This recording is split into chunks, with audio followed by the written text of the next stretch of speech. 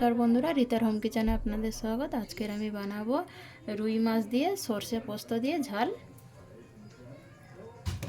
তো ওখানে আমি কড়াইতে তেল নিয়ে নিয়েছি। ভালো করে নুন হলুদ মেখে রাখা মাছগুলো ভেজে নেব।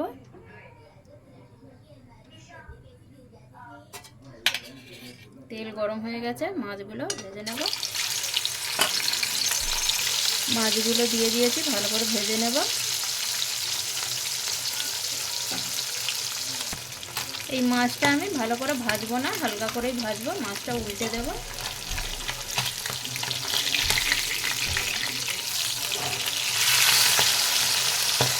সব মাছগুলোকে আমি উল্টে দেব। মাছ দুই দিকে ভাজা হয়ে গেছে, এবার তুলে নেব।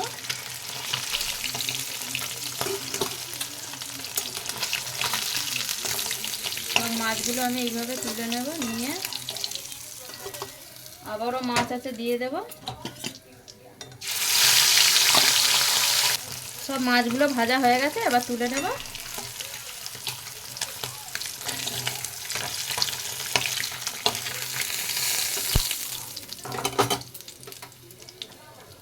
ওই তেলের মধ্যে আমি অল্প একটু কালো জিরে ফোড়ন দিয়ে দেব।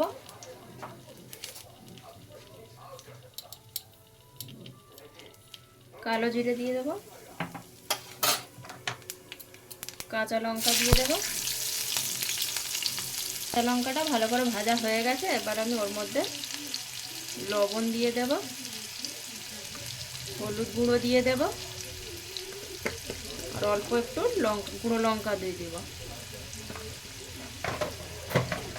ভালো করে নাড়িয়ে নেব। এখানে আমি সর্ষে আর পোস্ত কাঁচা লঙ্কা মিক্সিতে বেটে রেখেছিলাম, সেটা দিয়ে দেব। ওই মিক্সিটা ধুয়ে ওই জলটাও দিয়ে দেব। দিয়ে ভালো করে একটু মশলাটা কষিয়ে নেব।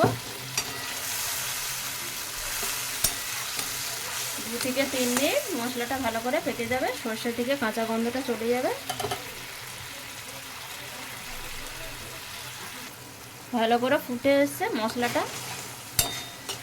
এবার আমি ওর মধ্যে পরিমাণ মতন জল দিয়ে দেব।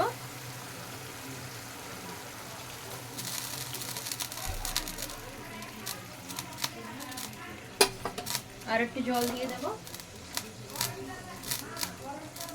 জলটা ভালো করে ফুটে যাবে।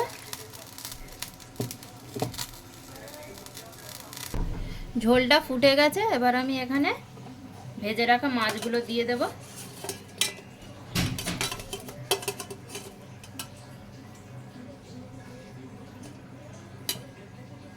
মাছগুলো সব দিয়ে দেব।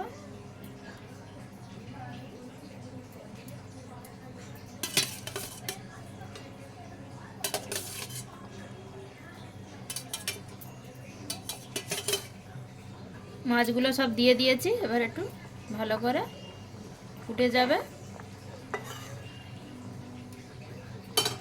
আর একটু হবে, আমি এখানে কিছুক্ষণের জন্য ঢেকে দেব। ভালো করে মাছটা সেদ্ধ হয়ে যাবে। ঢাকাটা খুলে দেখে নেব সেদ্ধ হয়ে গেছে মাছ। অল্প একটু আমি এখানে চিনি দিয়ে দেব। এই মাছের ঝালের মধ্যে একটু চিনি দিলে খুব ভালো টেস্ট আসে। অল্প একটু দিয়েছি। আবার একটু আমি খোলা আছে ভালো করে পাকিয়ে নেব। মাছ এখানে সেদ্ধ হয়ে গেছে।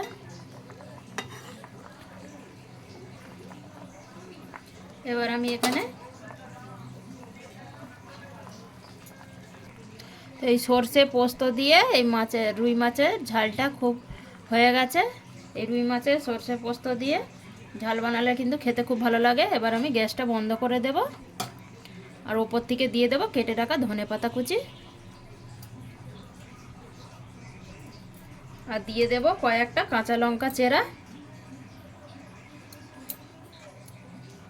আর ওপর থেকে দিয়ে দেব কাঁচা সর্ষের তেল।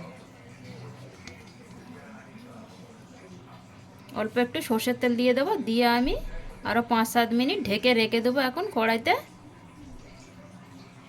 এই রেসিপিটা একবার বানিয়ে খেয়ে দেখবেন, সর্ষে পোস্ত দিয়ে রুই মাছের ঝাল খুব ভালো লাগবে। গরম গরম ভাতের সাথে আপনারাও একবার ট্রাই করবেন। ভালো লাগলে কমেন্ট করবেন, শেয়ার করবেন। ধন্যবাদ।